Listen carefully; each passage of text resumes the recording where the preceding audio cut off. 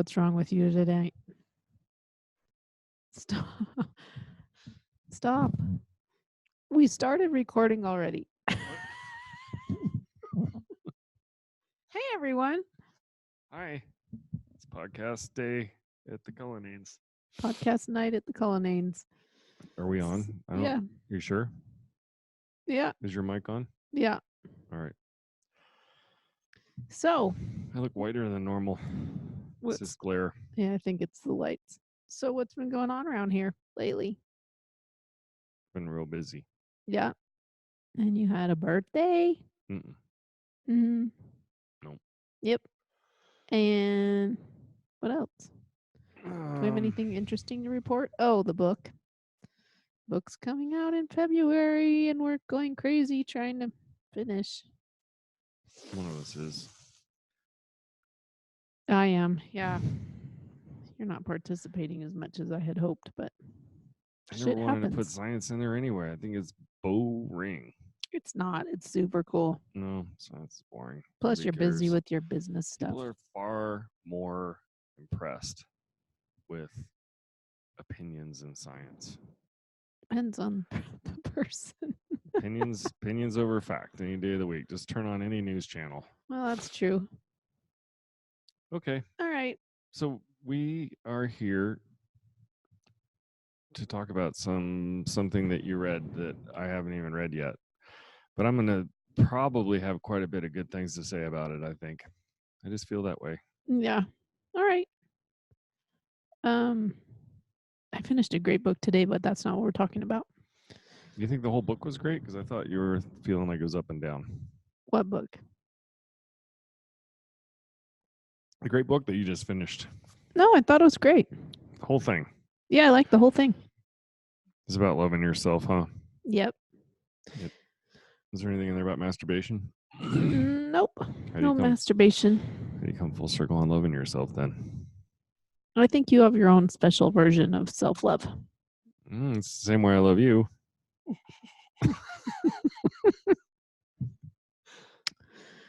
So what I wanted to talk about today, although as valuable as I'm sure this is for all of our audience members, let's talk about something regarding relationships. All right. All right. So Dr. John Gottman, I think they call him like the godfather of relationships or something like that. He's done like 30 years of research, and he has this relationships lab. And allegedly, he's done 30 years of research. Well, I'm estimating. I'm probably off, but. Well, were you there? No, but so you don't know. Well, I've heard a lot of people talk about him. Opinion. I feel like he really did the research, dear. He's well published. He's well known for all of his science. So he has this relationships lab where he brings couples in, and he can tell within, I want to say, like 5 minutes. Maybe it's not. Maybe it's an hour. He can tell within an hour with a very high, like 97% accuracy, whether a couple is going to be able to stay together or not based on how they interact. So I wanted to share what he learned or what he teaches about this. And if you haven't read the 7 principles of marriage. Highly effective marriages. No, it's not highly effective. It's something like that, though. Educational. It's the 7 institutes of. I read all those. I don't remember. I'll look it up while we're talking. But so he has all these. He calls them the 4 horsemen, and they're basically 4 things that kill marriages. He calls them the 4 horsemen of the apocalypse, meaning when these things are happening in your relationship, it's pretty telltale sign that you have issues. Well, I don't. It doesn't say apocalypse on there. It doesn't say apocalypse, but that's. But it's a reference to the 4 horsemen of the apocalypse. Basically, when you see these guys coming, it's the end is near. So when you say it doesn't say that, you're just. This is like something on his website. This isn't his book. Oh. Yeah. Yeah. It's been a long time since I read that book. The 7 principles for successful marriage. I gotta look it up now. Anyway, so the first one is criticism. Criticizing your partner, but it's not criticism's kind of a funny thing, right? Because you have to be able to say to your partner, something isn't working out, but there's a Mhm. way to say that right, and then there's a way to say Well, what do you where mean? you're attacking somebody's character and their personality and One way is communication. So this isn't really working out, and here's what I need from you. And the other one is you suck, and here's why you suck. That's criticism, right? yes, Okay. What are you doing? Nobody cares. I do. Well, yeah, if people just Google It's Gottman, it he has a was whole bunch of it was it's like called The 6. 7 Principles for Making Marriage Work. So this is one of the principles in there. It's a good book too. It's got a lot of it's a lot of science-based information about how relationships can work better, and I really liked it. You listened to some of that with me too. Yeah. It was a while. It was a long time ago, but we did listen to it. So criticism, I don't criticize you that as much as I used to. No, But you used to come right after it. yeah. You suck, and here's why. That was, and Yeah. sometimes you do it with a voluminous tone. You'd yell at me and stuff. Yeah, like when you said when you would say you were going to do something but then you didn't do it. Or you thought I was going to do it, and because you thought that we had talked about it, but we never did. It's probably more accurate. You think? Anyway, so criticism is real bad. What's next? Well, and he just says when you need to bring something up that feels like a criticism, like you're telling somebody, "Hey, I didn't like that you did this. Don't attack them personally. Don't attack their character.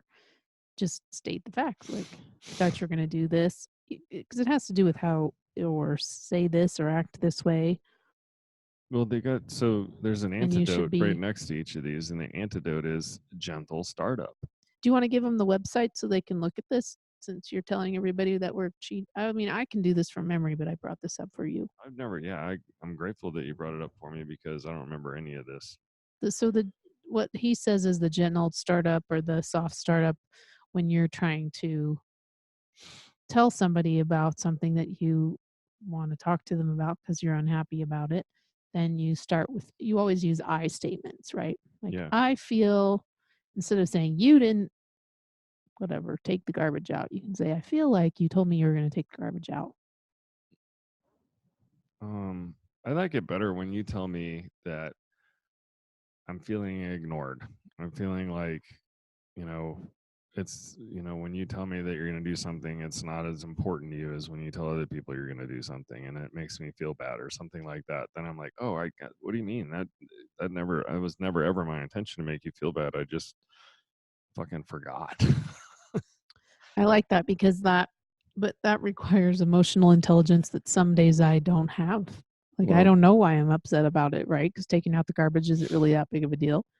well, you're not so perfect. I am definitely not You're so the not perfect. so in the perfect couple. That wasn't criticism, honey. Wow.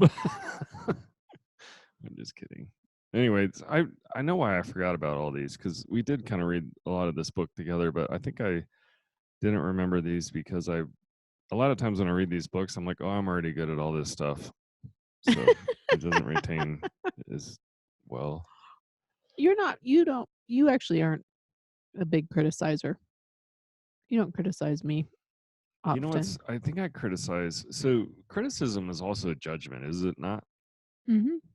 So I think I can sometimes I fall into being judgmental of strangers or events or building story, and a lot of that's criticism. So um, But with me, you don't, no, which is interesting that you do criticize a lot of things, but not me. So I don't well, I'm know why trying to that get better is. at it. That is one thing that I mean, all joking aside, that is one thing that I am having less tolerance for in my old age, which is being super judgmental and critical, and it's negative and it drags people down. And one of the you know two of these go hand in hand, because as soon as you come at somebody and start criticizing them, they're immediately going to get defensive, which is the third thing down on the list. The defensiveness is one of the four horsemen. So one fuels the other. So if you got one, you're probably going to get some of the other, and those are. The order of these doesn't matter, by the way. You could. Nope, it's 3 down on the list. I know it's 3 down on this list, but it doesn't matter. We can't talk about it until we talk about the one above it. No, that's not true. We can talk about defensiveness because that is something that happens to you a lot. Well, sometimes we're all stonewall you. Yeah, but you're more defensive these days. You used to be a huge stonewaller, but you don't do that so much anymore. I get stressed, I think. Stressed, and then I feel criticized, or, well, whatever. So the website we were talking about is on Gottman.com blog, The Four Horsemen. There's a whole bunch of, he has a whole bunch of these, what are these called? Infographics that show on one side the four horsemen and on the other side what their antidotes are. So if you're relating to any of these things, it's a good idea to go on there and pull up one of these things or buy his book. He also has workshops and stuff. I'd love to go to one of those just to meet him. There's one on that I showed you that's in the San Juan Islands in the summer. We should just go. Yeah, we could probably learn some stuff. Yeah, I'd love to meet them. I'd love to get them on our podcast, but we'll just talk about his stuff until he agrees to come. If we go there and give him a bunch of money to go to their workshop, they'll agree to be on our podcast. I don't know. They're kind of a big deal. So the fuck are we? All right. True. I might not even let them be on our podcast unless they ask nicely. All right. So defensiveness, that's when you kind of create this says you victimize yourself and try to reverse the blame, and so when you're defensive though, you prickle up and you get like, you kind of reattack.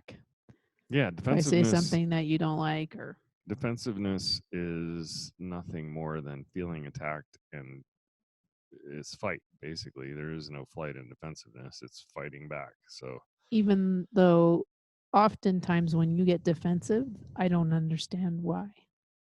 Because I'm not trying to start a fight. I might not even be criticizing you. I might just be saying something and then you get mad about it.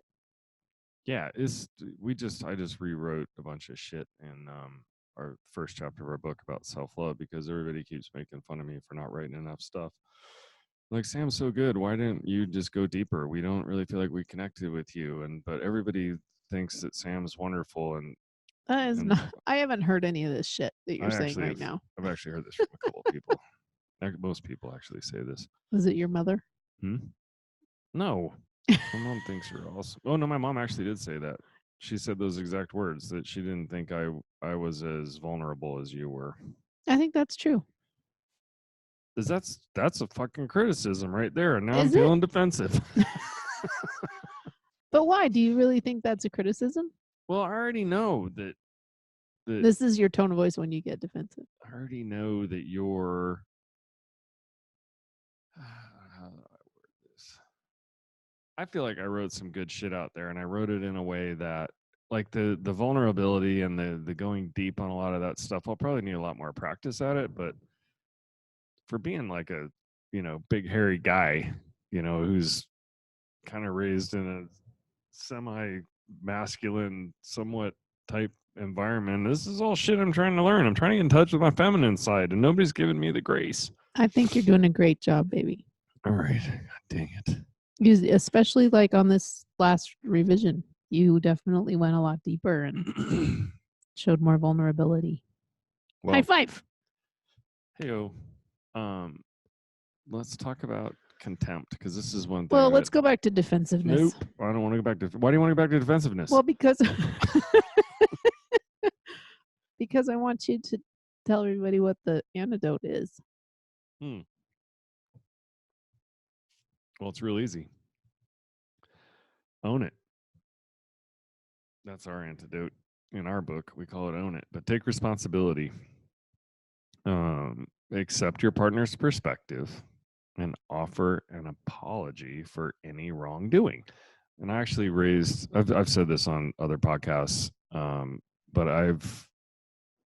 we told our kids a lot when we were growing up that they were growing up. I mean, that the no matter what happens in your life, you can always find some shred of responsibility that you can accept.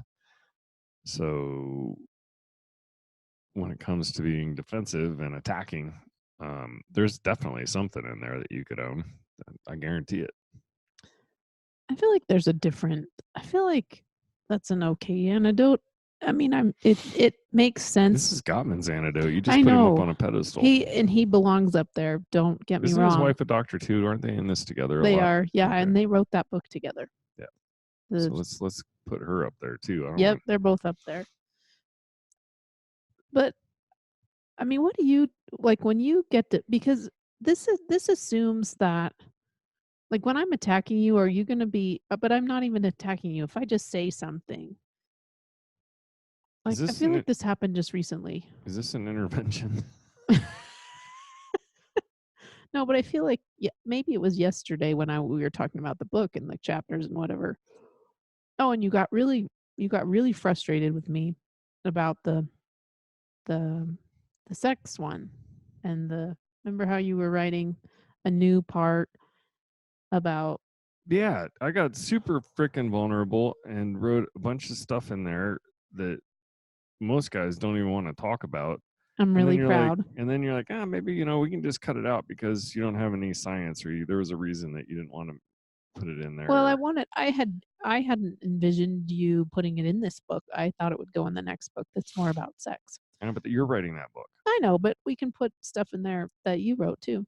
I've seen shit in Gottman's books that he said in other books before, so we can say it twice. In fact, it probably needs to be said in every book we write, because I think I read a statistic when I was doing the science for this particular piece that I wrote that like 80 to 90% of men don't even come forward or do anything about it. We haven't told anybody what you're talking about. Do you want to tell them what you're talking about? They got to read the book. They got to read the book.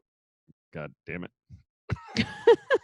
Somebody's got to read that thing. Come on now, people. Plenty of people have read it, dear. I know. It's a different book now. It's different. Yep, there's science. But you got but when I was just saying, like, this isn't what I envisioned, and I'm not attached to any one outcome, but I did want science if you were going to put it in there, right? Because that's the whole point of this new revised book, and you didn't really want to do that. But you like, is that it? To me, I was defining that as defensiveness, and I wasn't criticizing anything. We were just having a conversation. Didn't that made you feel attacked? And is taking responsibility what you really did? I mean, I guess I feel like.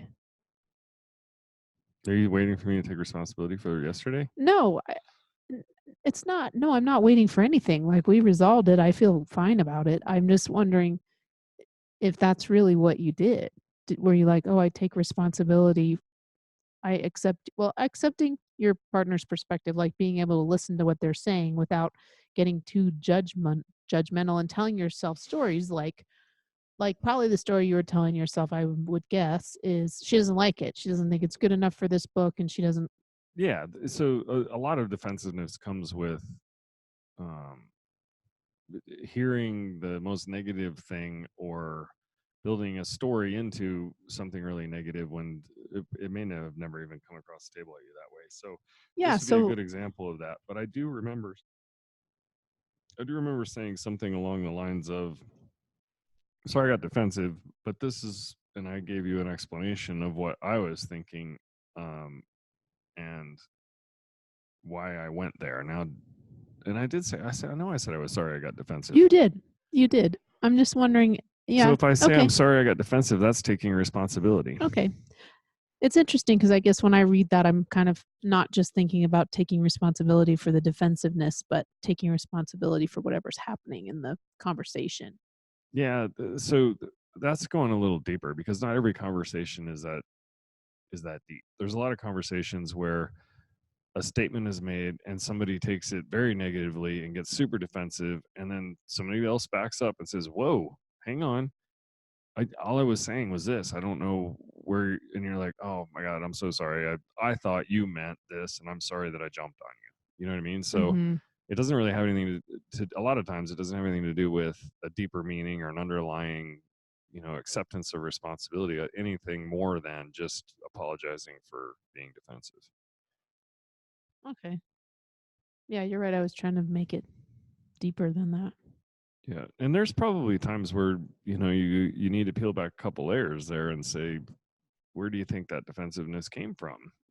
Because and yesterday I went right there. I said, I'm sorry I got defensive. This is where it came from. And some of it was my own story. It's like, now you don't even want to put it in the book. And you're like, oh, I didn't say that. I just said maybe we should.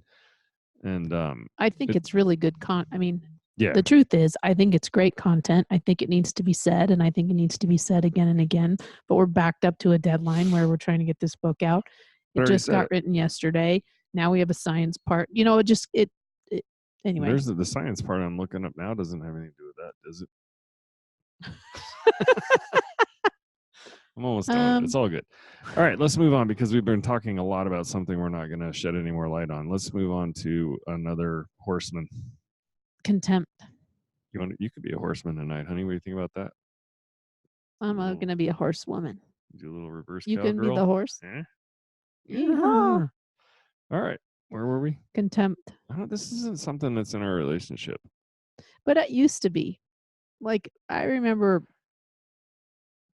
calling you a fucking asshole a lot when I was being mad. That's the first 10 years. Yeah. When we were young and we didn't know what we were doing, and it ended in a year apart and we almost got divorced, there was some contempt for sure. Yeah. I'd just scream at you and you'd scream at me, and it's just not we'd attack each other's character. It's not part of our relationship since then. That's all. That's true. Yeah, we don't do that. We don't have any contempt anymore. High five. Well, it's because we built a culture of appreciation, which is the antidote. Yeah, this is just the idea that you're always looking for the positive things in your partner and being grateful for those things instead of always looking for the negative. It's a great place to start with your kids, your significant other, with just about anybody. Anybody you're having trouble with. Start with a place of gratitude and appreciation. What I love about you is this, this, and this, and this. You don't have to say it to them, but if you even if you just, and then there's scientific studies that show that even if you just think about being grateful for something in someone, that softens the whole interaction. They did some studies where they didn't say anything to the other person about the gratitude they felt. They just recorded the interactions and how satisfied each of them were with that. And even when they didn't say it, they still could feel it. Yep. The other person. And honestly, I think that's cool. Contempt is another thing that comes from a place of hurt, because usually when you're attacking somebody, you feel hurt and you feel like you need to defend yourself, or in certain instances, with our kids, when they've said super mean things to us, they're feeling hurt because of something that's going on with them and they want somebody else to hurt too. Yeah. I don't think any of it's intentional. I think it's all I don't think anybody, I think it's very, we were just talking about this yesterday or the other day. I don't think that people do things. I think it's very rare that people do things thinking this is a bad thing I'm doing. I don't think they do that. I think they're, when we talked to Brian Falchuk about his book, and it's a Buddhist concept about seeking your own happiness and recognizing that somebody else trying to seek their own happiness thinks that, yelling at you is going to make them feel better. Well, then at the time, there's definitely times in everybody's life where we've yelled at somebody, or we've seen somebody crying, or somebody that maybe we don't like, or somebody that we have contempt for, and maybe we even had something to do with it. And at the time and in that moment, you think to yourself, good, they deserve it.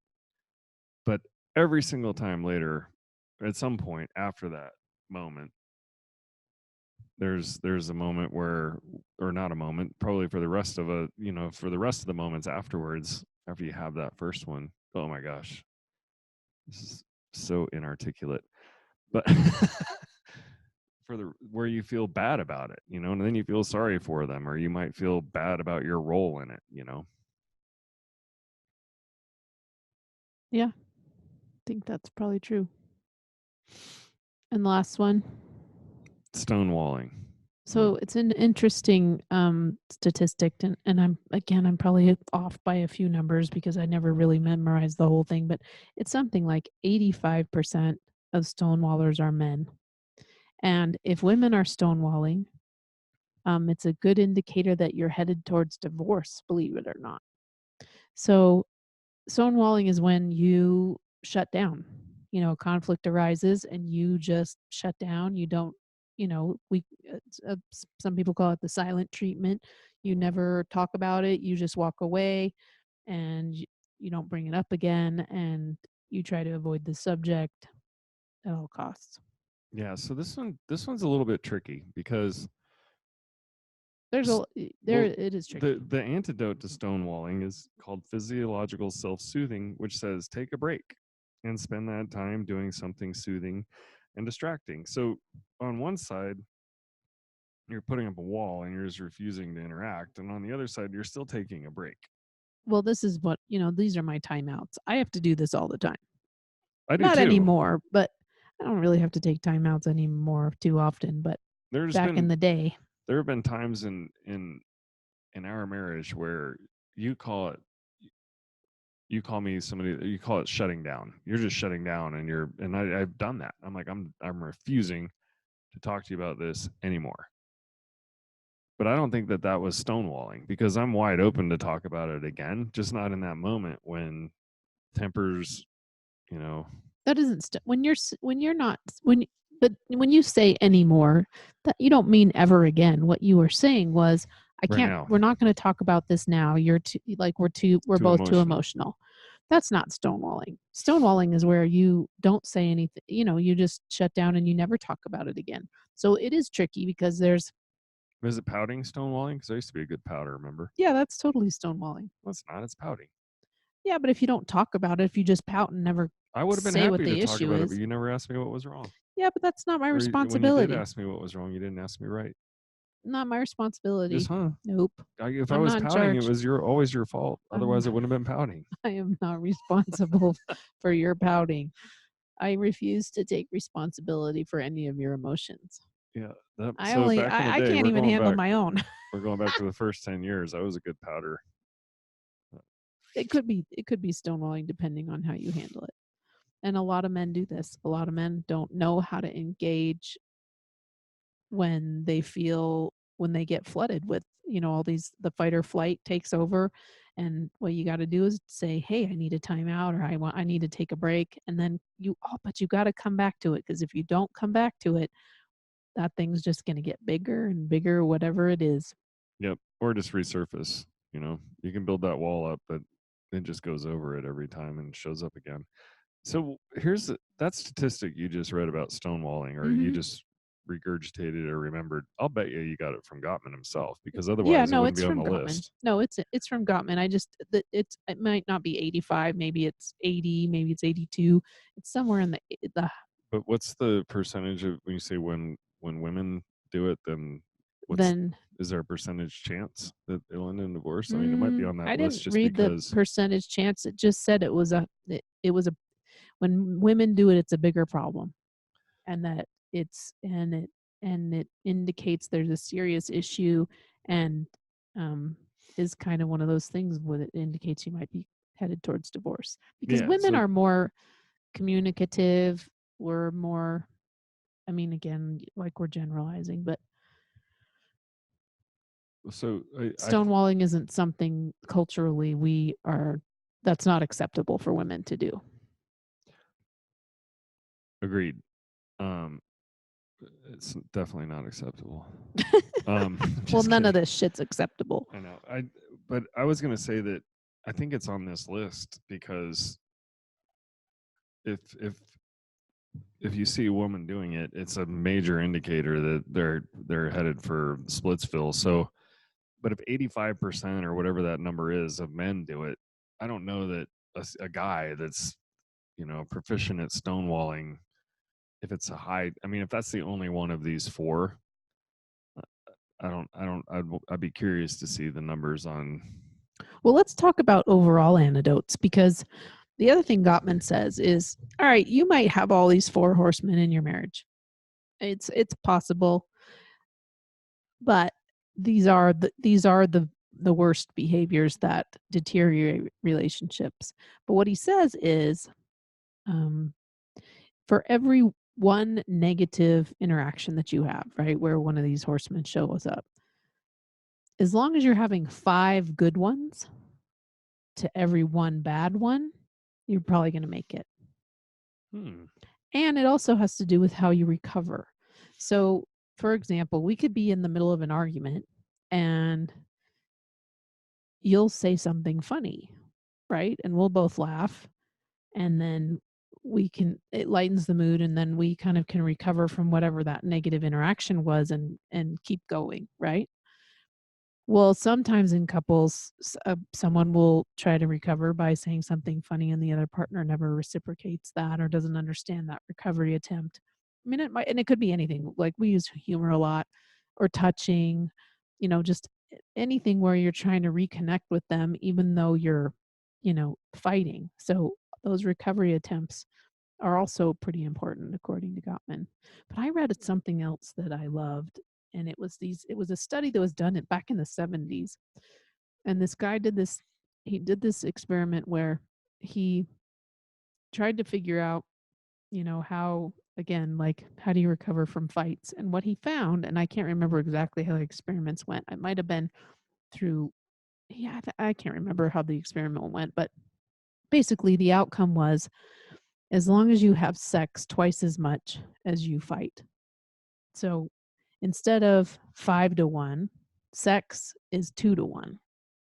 And then another guy, again in the 70s, a few years later, because it seemed like it didn't seem that could be true, no matter what kind of fighting you were doing.